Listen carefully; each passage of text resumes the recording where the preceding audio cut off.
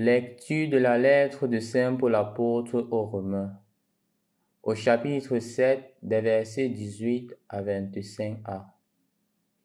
Frères, je sais que le bien n'habite pas en moi, c'est-à-dire dans l'être de chair que je suis. En effet, ce qui est à ma portée, c'est de vouloir le bien, mais pas de l'accomplir. Je ne fais pas le bien que je voudrais, mais je commets le mal que je ne voudrais pas. Si je fais le mal que je ne voudrais pas, alors ce n'est plus moi qui agis ainsi, mais c'est le péché, lui qui habite en moi. Moi qui voudrais faire le bien, je constate donc en moi cette loi. Ce qui est à ma portée, c'est le mal. Au plus profond de moi-même, je prends plaisir à la loi de Dieu. Mais dans les membres de mon corps, je découvre une autre loi qui combat contre la loi que suit ma raison et me rend prisonnier de la loi du péché présente dans mon corps. Malheureux homme que je suis, qui donc me délivrera de ce corps qui m'entraîne à la mort? Mais grâce soit rendue à Dieu par Jésus-Christ notre Seigneur. Au nom du Père et du Fils et du Saint-Esprit. Amen. Loué soit Jésus-Christ. Je crois que la première lecture que nous avons écoutée aujourd'hui, chacun pourrait s'identifier dans cette lecture, dans la mesure où beaucoup de fois, ou même la plupart du temps, nous voulons faire de belles œuvres. Nous avons l'initiative, la volonté de réaliser des choses merveilleuses. Mais au sorti, on se rend compte que nous n'avons que fait le contraire de ce que nous voulions faire. Et il y a des choses que nous voulons éviter. Nous nous engageons à ne plus faire ceci, nous nous engageons à ne plus faire cela de façon ferme, de façon résolue.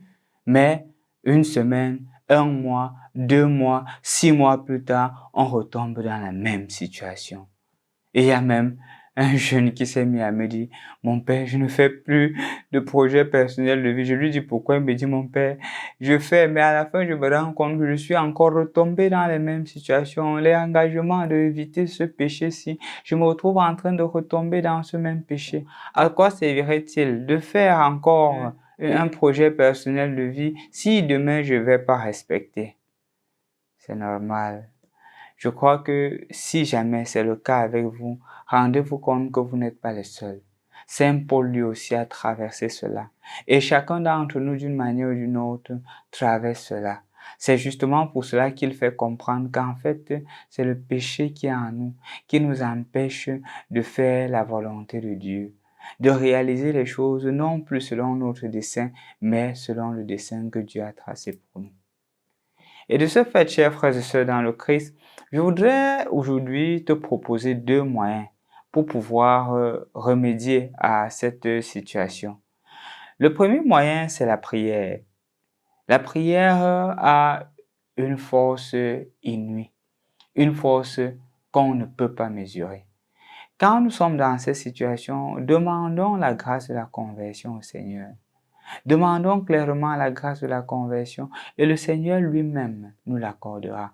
Et justement, la prière, c'est la prise de conscience que ce que je le suis par la grâce de Dieu et que sans le Seigneur, je ne peux rien faire.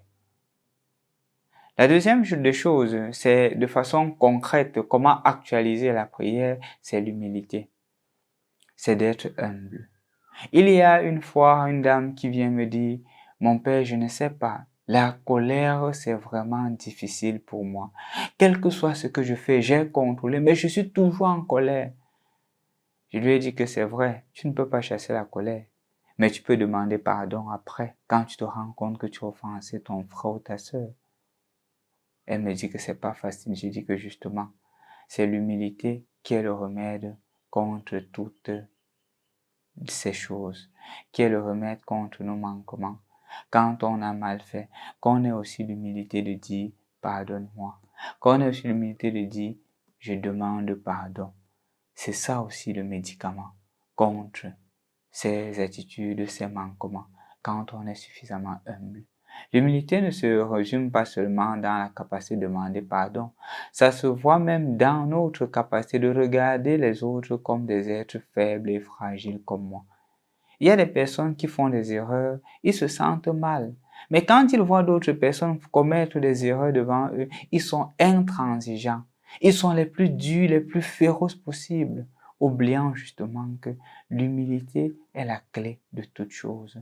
Oubliant que quand je suis faible, je me rends aussi compte que l'autre est faible et je ne dois pas le regarder avec d'abord un regard de jugement, un regard de chef, mais un regard de personnes faibles comme moi. C'est ça l'humilité. Regarder l'autre comme moi, je me regarde. Ou plus encore, ou mieux encore, regarder l'autre comme Dieu me regarde. Et là, tu verras que quand l'autre aura commis une faute à ton égard, tu seras plus à même de lui pardonner parce que tu sais que le pardon vient de Dieu. Et demande aussi au Seigneur, chaque fois que tu tombes, la grâce de la conversion. Lui qui nous a aimés, lui qui nous aime et qui nous aimera toujours, ne nous abandonnera pas. Au nom du Père et du Fils et du Saint-Esprit. Amen.